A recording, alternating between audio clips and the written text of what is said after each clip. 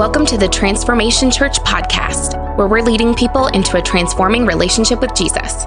We hope this message inspires you, builds your faith, and gives you a fresh perspective on God and His Word so you can see transformation in your own life. Enjoy the message. If we haven't got the chance to meet yet, my name is James. I get the honor and privilege of serving and leading the youth and young adult ministries here at Transformation Church alongside my wife. And as we get started this morning, I've got a quick question for you. Have you ever wanted to believe something and you really tried hard, but you just couldn't convince yourself it's true? Yeah. Have you ever tried to believe something and you just couldn't shake your doubt? For those of you that don't know, my wife, Emily, the most beautiful woman on planet Earth.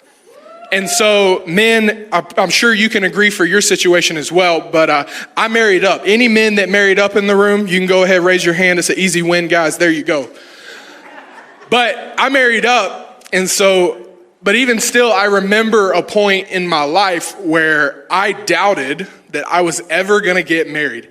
Anybody in the room like, man, God didn't make my person. I'm not getting married. It's gonna be me and Jesus forever. Well, that was me.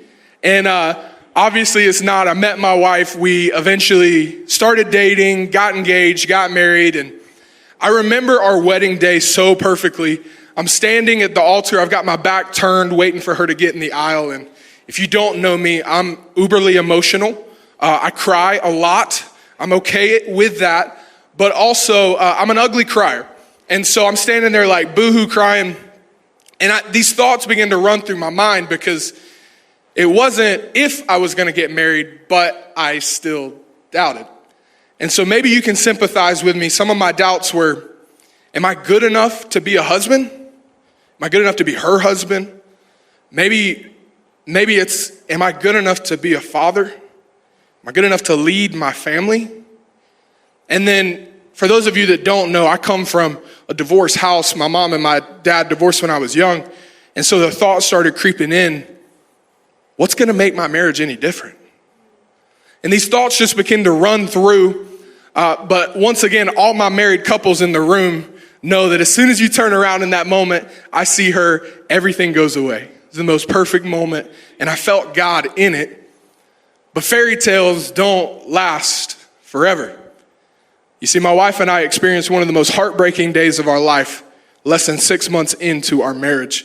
On February 26, 2023, we left the church, headed to the emergency room because we had had a miscarriage of our first baby. My wife and I wanted kids early on. We wanted to have kids young, and we were super, super excited. And all of a sudden, in a matter of minutes, it felt like my whole world fell apart. I think what made it a little more difficult, if I can be really honest with you, is I did the little segment Pastor Ryan just did. I did that morning. And in that moment, I made the statement, you're a good God when it makes sense and when it doesn't. And less than 2 hours later, I'm having to live that out for myself.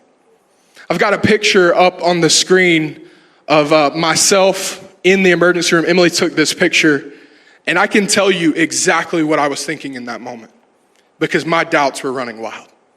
My thoughts were, God, where are you? My thoughts were, God, do you really work these situations out for my good? And as I'm almost like screaming and crying out at God, like not knowing my situation and not understanding why this is happening to me, I think this last one can go over all situations and circumstances, but I'm sitting there and I'm praying to God, do you even see me? And in that moment, in that season of heartache and just distraught, I learned something about myself that has marked me ever since. And it's this. Yes, I believe in God. Let me make that very clear. I believe in God. But sometimes I still doubt. And I think at some point in our walk with Jesus, all of us in the room will face some doubt. Maybe you're there today. Maybe your relationship with God hit a really big high. You're super excited. You're reading your Bible. You're doing your Bible in a year and you're perfectly checked off. You ain't a day behind. Like you're on fire for God. But all of a sudden a situation or a circumstance changes and it cripples our faith. What are some of these things? Maybe they're unanswered prayers. Have you ever prayed to God for something and believed for it to be true and it just didn't happen?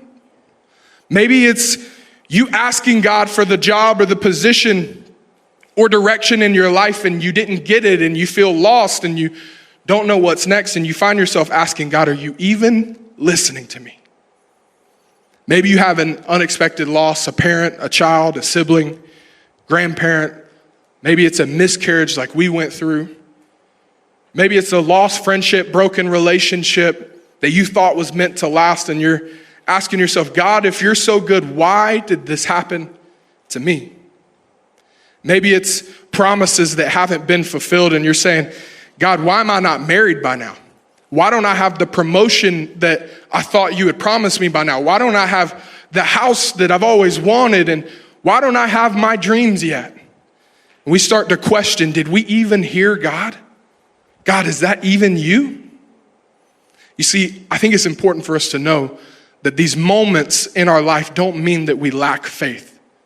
They just mean that we're human. You're like, why? Why is that true? Because doubt is normal. Doubt is normal. And I want us to understand that as I was reading the Gospels in this season of my life, something stuck out to me. Jesus' 12 closest friends, his 12 disciples, they walked with him, they talked with him, they taught other people with him. And they watched him heal the sick, raise the dead, feed thousands when he should have only been able to feed a few. And even then, they still doubted. They doubted. And so today, if you've got your Bibles with me, let me see your Bibles. If you can hold them up, hold them up. Let's go all around the room. Okay. We're going to be in Matthew chapter 14. We're going to start in verse 22. I want to give some background though. We're looking at my man, Peter. Everybody say Peter. Peter was one of Jesus's closest friends. And in this moment, all the disciples had been teaching with Jesus to large crowds of people. And then they encounter a situation in Matthew chapter 14 where Peter learns firsthand what it means to have faith, but still struggle with doubt. Matthew chapter 14, verse 22. If you're there, say, I'm there. Oh, come on, guys. If you're there, say, I'm there. There we go. Verse 22 says, immediately after the teaching, Jesus insisted that the disciples get back into the boat and cross to the other side of the lake while he sent the people home. Jesus insisted. Everybody say insisted. I want you to remember that for later. After sending the people home, Jesus went up into the hills to pray by himself. Night fell while he was there alone. I've got some friends that sometimes I need distance from too, but we're not going to talk about that. Meanwhile, the disciples were in trouble far away from land, for a strong wind had risen and they were fighting heavy waves. About 3:00 in the morning, Jesus came towards them walking on water. What an interesting time to be the first man to walk on water at 3 a.m. I mean, I might have would have probably chose more like 9:30, gotten awake, got my hair done. Okay. But he walked out on the water, and when the disciples saw him, they were terrified. In fear, they cried out, "It's a ghost!" But Jesus spoke to them at once. "Don't be afraid," he said. "Take courage, I am here." This is where my man Peter comes into play. He says, Peter called to him, "Lord, if it's really you, tell me to come to you walking on the water." "Yes, come," Jesus said. So Peter went over the side of the boat and walked on the water towards Jesus. But when he saw the strong winds and waves, he was terrified and he began to sink. "Save me, O Lord," he shouted. And this is the verse 31, that I want us to really focus on. Jesus immediately reached out and grabbed him. "You have so little faith," Jesus said. "Why did you doubt me?" Today, I want to talk about this topic of a new way. Everybody say new way. A new way to wrestle with our doubts. A new way to wrestle with our doubts. As I was looking over this story and kind of pulling it apart, reading a little bit, trying to do some deep diving, I started to make some connections with this story that date back to my days in high school. Yes, I was not the best student. I was actually really not the best student. If my teachers are watching this, I'm really sorry. But I started to make some connections to my science classes. And I know you're like, what does the Bible and science have to do? Don't they really butt heads a lot? And actually in this moment, I would say that faith and science go hand in hand. Why is that? Because Peter is using the scientific method. And today what I want us to do is I want us to break down how Peter used the scientific method and maybe how we can use it as well to struggle and wrestle with our doubts. And so let's look. Step number one of the scientific method is first, we must ask a question.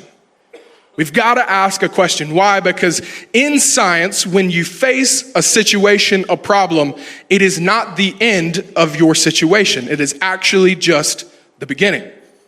In that same way, our faith begins with a question. And so what I realized in the moment of doubt and despair that we walked through, my doubt wasn't the end of my faith.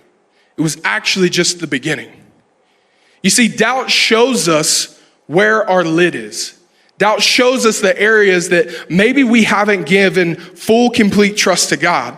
It shows us where our faith has stopped growing. You know, I like to say that I trusted God, but obviously in that season, I trusted God with everything but my family. I would like to say that in other areas of my life when I've doubted God, that I trusted him with everything, but obviously there was something I was still holding on to.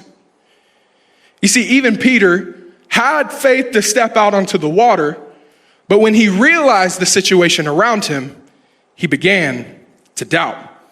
Faith, like science, starts with questions, and these questions might be, God, can I really trust you? Are you really there? Will you really come through for me? You see, Peter's question was simple. He said, Lord, if that's you, call me out.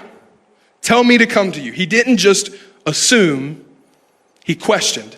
And then my next part, he investigated. Step number 2 is we've got to form a hypothesis. We've got to form a hypothesis. And my hypothesis and my situation was simple. Faith isn't the absence of doubt. Faith isn't the absence of doubt. Instead, what we see is we don't need perfect faith to step out. Peter obviously didn't have his faith together. Why? Because he eventually ended up sinking. But his faith was big enough to start the test. His faith was big enough to be tested. And his hypothesis was simple. He said, Jesus, if that's you, if you're really him, you're going to call me out and I'm going to walk on the water. I'm going to get there.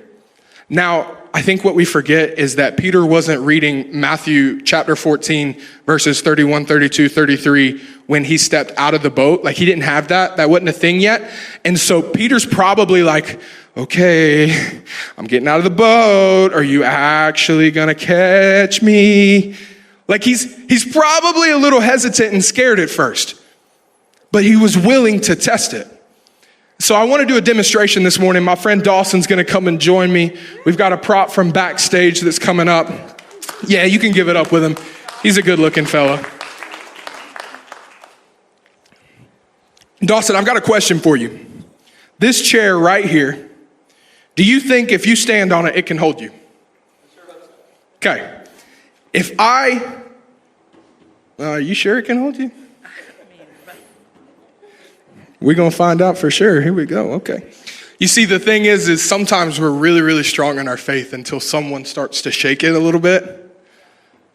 And then our faith begins to not cripple, but it begins to make way for the doubts in our mind. It begins to make way for the thoughts and the things of the what if situations. God, are you really going to help me out? Are you really going to be faithful in my moment? And then you add the component of you can't always see clearly. Can you put that over your eyes for me? So then you add in the component of, man, I can't really see my situation as clear. I could move this chair. I could spin Dawson around. I could do a lot of different things. And then God has a funny way of in the moment where we can't see everything so clearly. He says this. He says, Dawson, can you stand on the chair for me? Yep, there it is. And he begins to stand up on the chair. And here's what we're going to do. I'm going to count. Don't let me count because I don't want him to hurt himself. And Dawson, when I say go, I want you to fall backwards. And I want you to trust that me and my microphone are going to catch you. You think you can do that for me? All right, here we go. You ready? 1, 2, 3. Are you ready? Go.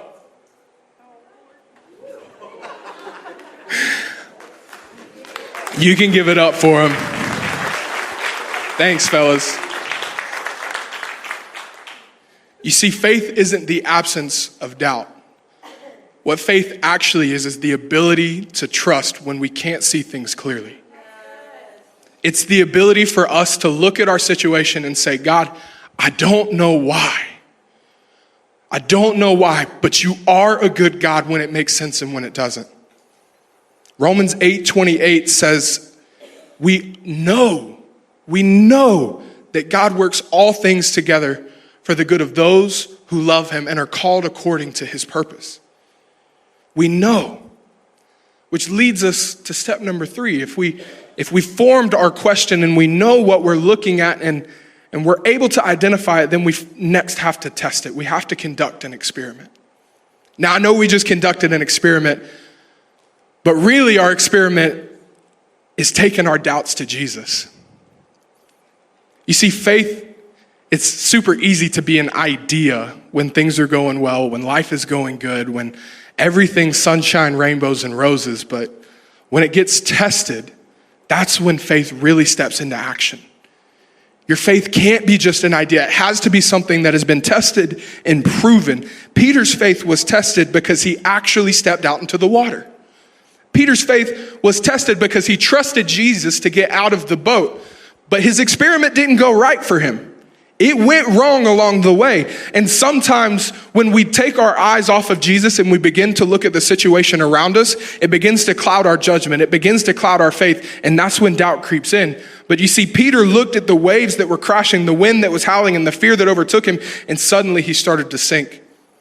Doubt happens when we put our faith in a situation or ourselves instead of in God himself. That's how we allow doubt to creep in. Have you ever had that moment where you trusted God until everything hit the fan? You prayed, but your prayers didn't get answered. What I want to propose to you is what I love about verse 31 that I don't know if you really caught when we were reading through it.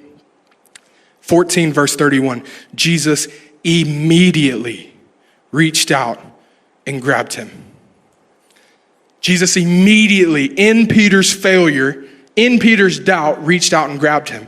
It wasn't, okay, Peter, I'm gonna let you drown for a second because I know you didn't trust me. I just gotta let you learn your lesson and then I'm gonna grab. No, immediately he was there to rescue him. You see, your doubt doesn't disqualify you.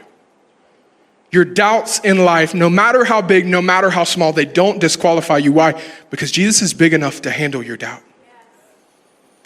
When you take your doubts to him, when you take them to him, it gives him an opportunity to respond. When we struggle with our faith, it gives him the ability to reach out and carry us. When we feel like we're sinking and we reach for him, it gives him the opportunity for him to grab our hands.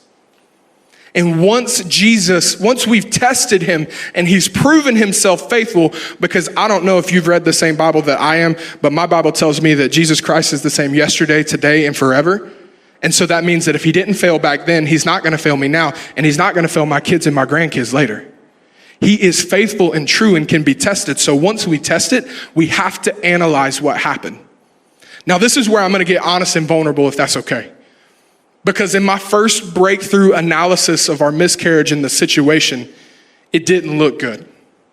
There is no way I cannot directly point to anything out of that situation that I can say, oh, because this happened, this happened. I can't.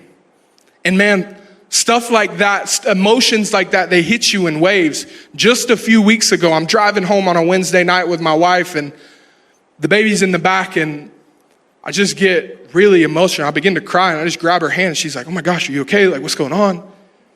And the only words I could get out of my mouth are, there's supposed to be 2 car seats in this car.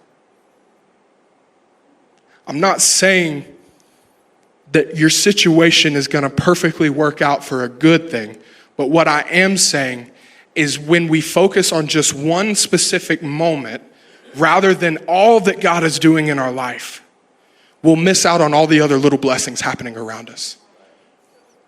What I could have done is I could have sat in my loathing, sat in my pity, and missed out on every single step that God orchestrated. In that season, we began to transition. I had transitioned roles here at the church. In that season, we had new people stepping into our life that we couldn't be here without. In that season, we bought a house, we bought a home, we bought a new car. Like, all these things were happening that shouldn't have been happening, but it would have been very easy for me to look at my situation and magnify that and say, God, you're not here with me. Yeah. Peter could have thought and said, I failed. I should have never got out of the boat. I started strong, but I messed up, because it's often that previous doubts, they like to stick in your back pocket, previous situations. And whenever God calls you to be faithful, when he calls you to step out in faith, it's that likes to stick its head back in and say, wait, he wasn't faithful then. Why is he going to be faithful now? Peter could have not stepped out of the boat, but the key is that he never let him drown. Peter cried out and Jesus grabbed him. What if in your season of doubt, Jesus is actually closer to you than you think? What if in your situation, because in that moment, in that picture, man, I don't feel the presence of God. I don't feel this big, loving, warm embrace. I can tell you what I felt. I felt anger. I felt disappointment. I felt confusion and I felt anxiety, not knowing, was it something we did? Is it something wrong with us? And I didn't feel the presence of God. But maybe that's because even though we don't feel the presence of God in our situation, he's already worked it out for our good. And once we do our testing and our analysis and we look back on the faithfulness of God, it leads us to step 5, which is my personal favorite. This is my favorite one, y'all. We have to share the results. We have to share what has been done in our life. Why? Because your story matters. Your testimony matters. You see, the final step in the scientific method is publication. Could you imagine if someone discovered the cure to cancer and they didn't share it? Like, people would be up rioting. People would be up in the same way when God does something in your life. When God moves a mountain, no matter how big or how small you think it is, your story has the ability to change the hearts and the lives of people around you. Your story has the power to bring hope and life to dead situations. Your story has the power to raise dry bones and breathe life back into them. In faith, when God moves in our life, it's a necessity that we share our story so that others can be encouraged. You see, Peter's story was recorded in the Bible, right? We got to read it. Do you know how many people have read the story of Peter? In probably top 3, one of his lowest moments of his life. You know how many people have read that? And instead of seeing him for his failure, they look at that and say, man, if Peter can get back up, I can get back up too. You want to know why? Because we see in the book of Acts that Peter kind of has this avenging moment where he kind of does something super cool. And he actually is the disciple that Jesus chose to build the church on. Peter was actually one of the sparks that lit this revival that we now call Christianity today.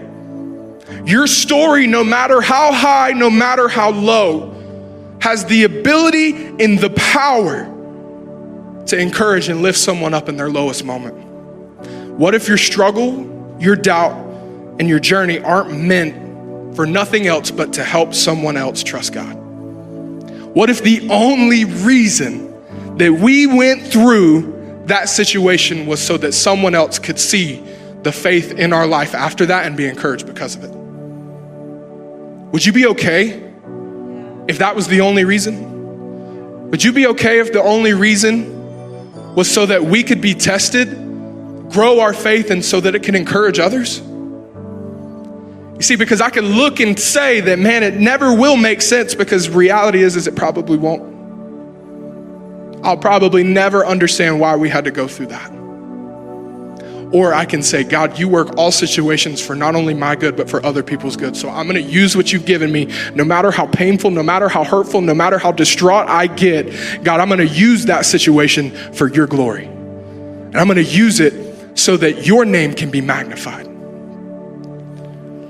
Like in science, your story and your words and your testimony, complete with the questions and the examinations and all the things, can illuminate the path for others. And when Peter stepped out of the boat, even when he sank, it wasn't just something he learned, it was something billions of people have learned from since. And here, if I can take a moment, if I can just take a moment of your time, as we're wrapping up, if you didn't get anything else out of this, life hits all of us really hard. I'm not saying that your pain is better or worse than mine, because the reality is I don't walk in your shoes and you don't walk in mine. What I do know though, is God took what looked to be ashes and he began to place people in my life. He began to place couples in my life. He began to place people, young, old, that have encountered similar situations of loss, hurt, and distraught. And all they begin to do is they would send little gift cards of like, hey, just buy yourself dinner. Don't worry about cooking tonight. We'd see them on a Sunday morning and they'd come up and they'd give us a hug. And it just was that like warm mama bear kind of hug. No words. They begin to pour into us in a way that I always watch people go through hurt and I never understood why I would just give them a hug and not say anything, but having walked through it, I know now. And I say all this to say that when we have doubts, it's not always our wrestling that can save us. Typically, it's the community that we surround ourselves with that really knows how to pick us back up. It's the community that you're planted in that begins to encourage you, hey, I know you're feeling this way, but I promise you, God's moving, God's stirring, he's doing something new in your life.